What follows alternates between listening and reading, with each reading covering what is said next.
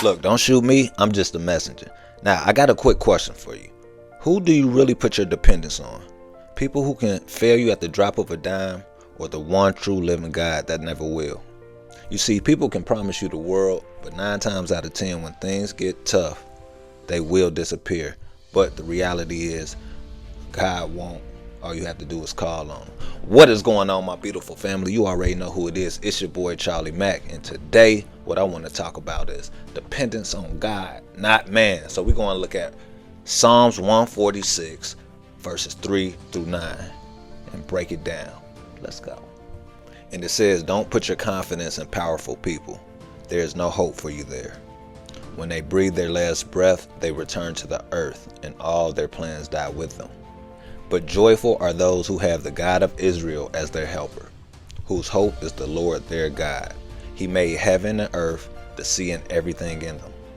He keeps every promise forever. He gives justice to the oppressed and food to the hungry.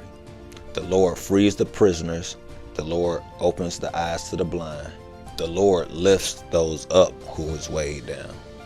The Lord loves the godly. The Lord protects the foreigners among us.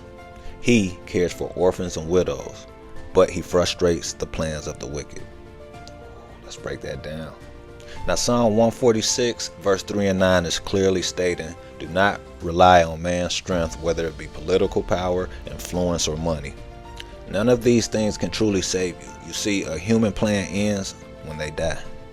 True joy and security comes from trusting in God, the most loyal helper who can give you hope that you could never find by yourself. You see, as the creator of all things, God's authority is unmatched, and the best thing about it is he keeps his promises. Unlike man, who normalized the complete opposite and making it okay. Now, if you look at verse 7 through 9, God is revealing his character through his actions.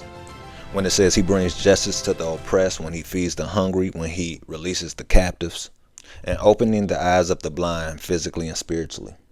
And it also says he lifts the burden off his people, he protects the weak, and defends the helpless.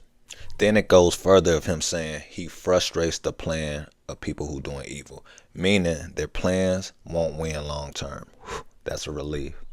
Now, I want you to take the time for one moment to imagine you putting all your hope in a job, a government, a promise, a person who say they will always be there, and then everything just changes overnight.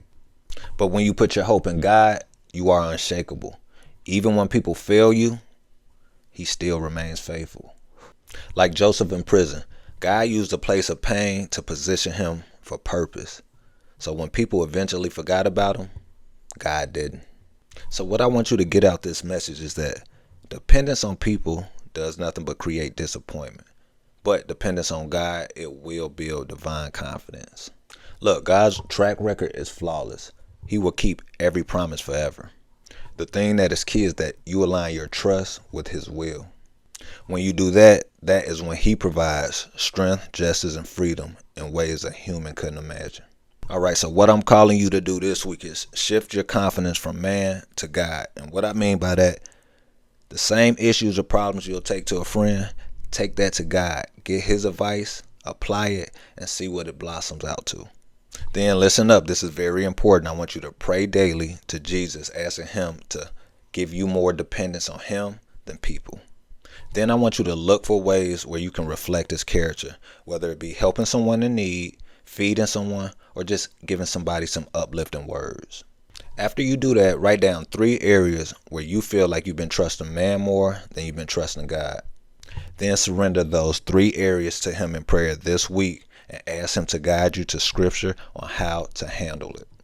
I hope this message was helpful to at least one person. I will be back at you again tomorrow with another one. Until then, I need you to keep your head on the swivel, love yourself, and only help who wants to be helped.